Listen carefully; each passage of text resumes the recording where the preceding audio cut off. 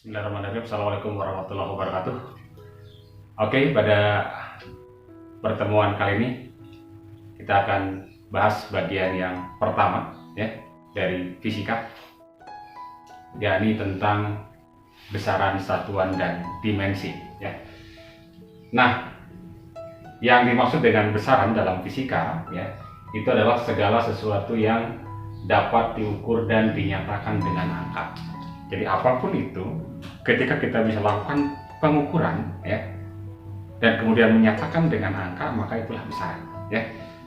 Tinggi seseorang misalnya kan kita bisa ukur menggunakan meteran misalnya ya, berapa sentimeter, 150 cm misalkan, atau 180 cm ya. Jadi itu bisa kita ukur, maka tinggi atau panjang itu adalah besaran ya. Nah, ketika kita menyatakan sesuatu tetapi kita tidak bisa nyatakan atau tidak bisa kita ukur ya, maka itu bukan satu besaran. Indah misalnya, pemandangan itu sangat indah, atau pemandangan itu cukup indah, pemandangan itu alangkah indah. Nah, pertanyaannya apakah bisa kita ukur seberapa indah, berapa angkanya? Nah, itu tentu saja tidak, gitu kan ya. Jadi indah, cantik, wangi misalnya, itu bukan satu besaran. Nah, tetapi kalau misalkan panjang, kemudian waktu, nah kita bisa ukur menggunakan jam atau stopwatch misalnya. Kemudian suhu tubuh atau suhu badan ya, atau suhu lingkungan, itu juga bisa kita ukur ya. Itulah besaran dalam fisika. Nanti akan kita lihat ya. Nah, biasanya suatu besaran itu dinyatakan relatif terhadap standar atau satuan tertentu ya. Jadi makanya biasa ketika kita menyatakan satu besaran, maka selalu menyertakan satuannya. Jadi satuan itu adalah ukuran dari satu besaran. Jadi wajib ketika kita menyatakan sesuatu besaran dengan angka, maka satuannya wajib disertakan. Sebagai contoh, tinggi badan si A adalah 50. Nah, kalau disebut 50 saja tidak jelas ya. Apakah 50 cm atau 50 meter? Nah, kan kita nggak pasti, jadi harus disebutkan jelas. Misalkan tinggi badan si adalah 50 cm ya, misalnya gitu. Nah, kemudian banyak sekali sebenarnya besaran dalam fisika ya.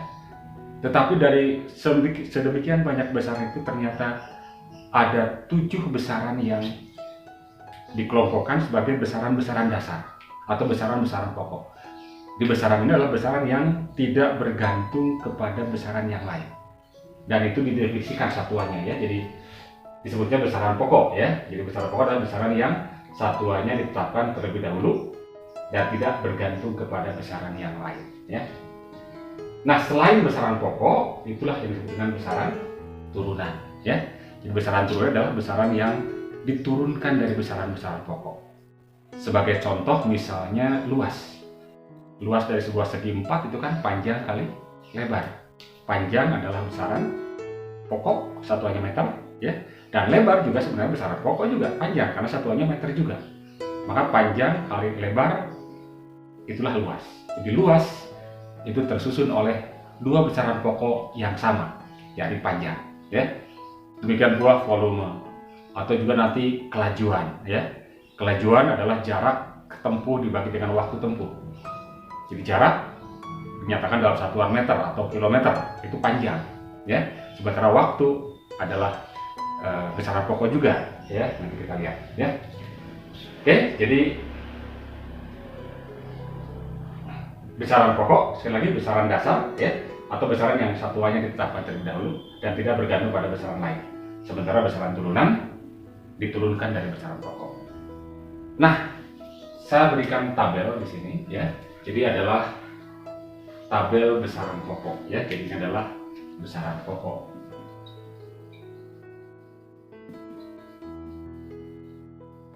Ada 7 besaran pokok ya,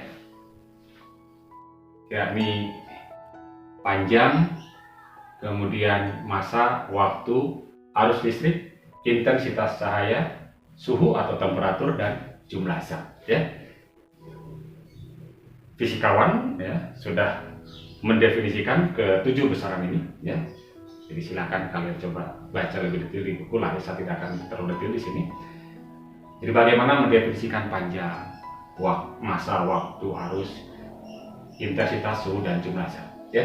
Kemudian satuannya juga ditetapkan disebut dengan satuan SI, ya, sistem internasional. Ini juga hasil kesepakatan. Meski sebenarnya di dunia ini secara umum bisa kita bagi menjadi dua bagian. Ada yang menggunakan negara-negara yang menggunakan sistem SI, ada juga yang menggunakan sistem Inggris seperti Amerika atau Inggris, ya. Kalau di sistem SI kita kenal ada satuan meter untuk panjang, maka di sistem Inggris dikenal ada satuan inci misalnya atau yard, ya. Nah, kita akan gunakan SI di sini, ya.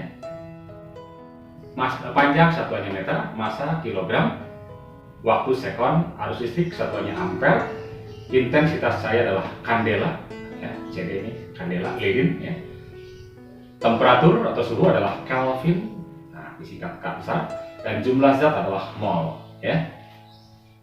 Nah, tadi bahwa besaran turunan itu adalah besaran-besaran yang tersusun atau diturunkan oleh besaran-besaran pokok. Nah, bagaimana suatu besaran turunan bisa kita ketahui tersusun oleh besaran pokok? Maka ada satu yang disebut dengan dimensi, ya. Di dimensi. Jadi dimensi itu adalah cara suatu besaran atau suatu besaran turunan tersusun, ya, tersusun oleh besaran pokok, ya. Jadi bagaimana suatu besaran turunan tersusun oleh besaran pokok itu kita sebut sebagai dimensi. Nah, di tabel juga sudah saya berikan ini dimensi untuk masing-masing besaran pokok. Panjang dimensinya adalah L, massa adalah M, waktu adalah T besar, arus adalah I, intensitas saya adalah J, temperatur atau suhu adalah theta, jumlah zat adalah N, ya.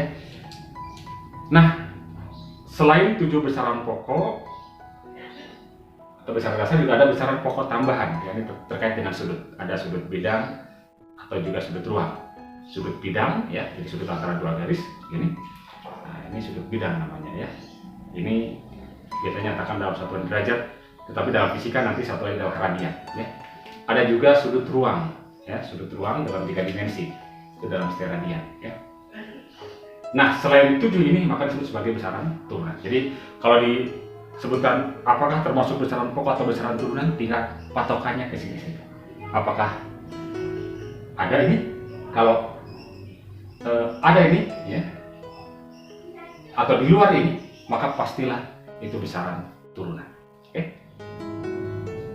Kita akan lihat beberapa contoh terkait dengan dimensi, ya. Nah, untuk menentukan dimensi, kita harus tahu dulu bagaimana suatu besaran turunan itu didefinisikan. Sebagai contoh misalnya kelajuan atau kecepatan, ya. Kecepatan itu didefinisikan sebagai perpindahan tiap satuan waktu, ya. Ya.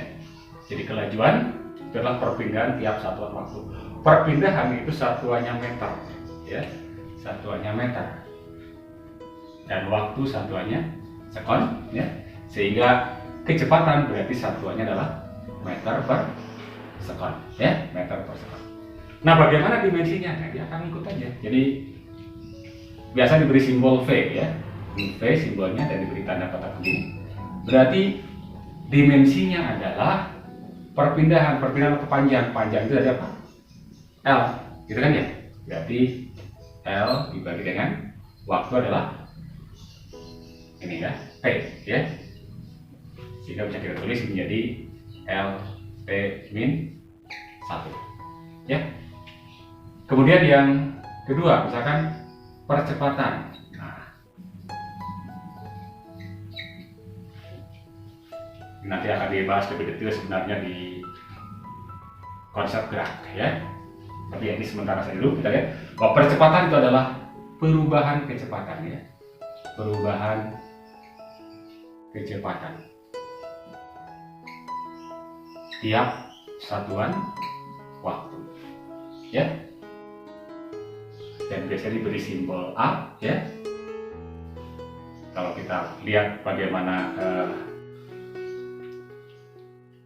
satuannya, perubahan kecepatan, ingat kecepatan adalah meter per sekon kan ya, meter per sekon. Yang ini satuannya meter per sekon, yang ini satuannya sekon kan ya, berarti meter per sekon dibagi dengan sekon, maka ini satuannya akan meter per sekon, berarti per sekon kuadrat ya. Oke. Nah, dimensinya, nah kita beri simbol A percepatan, tinggal ya dimensi A kecepatan, gitu kan ya. Dimensi kecepatan adalah L T-1 dibagi lagi dengan dimensi waktu T, gitu kan ya. Berarti L T T-1, T ini naik ke atas kan ya. Jadi T pangkat 1, kalau naik jadi pangkat min 1 tambahkan dengan min 1, berarti min 2 ya. Kemudian yang ketiga misalnya gaya. Nah, gaya ya. Nanti kalau sudah belajar hukum Newton, hukum Newton kedua menyatakan bahwa gaya adalah apa? Dapat diubah sebagai perkalian antara massa dan percepatan.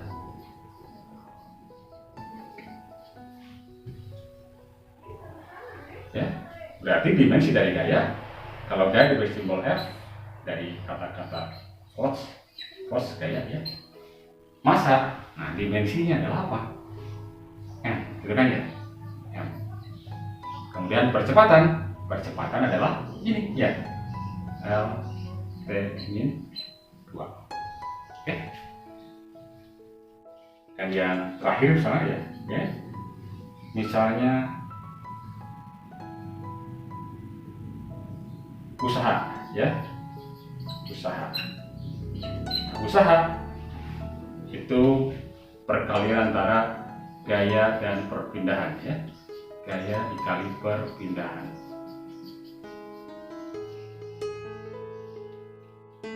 Biasa diberi simbol W, maka dimensinya berarti gaya ini kan ya, M L T min 2, perpindahan panjang adalah apa?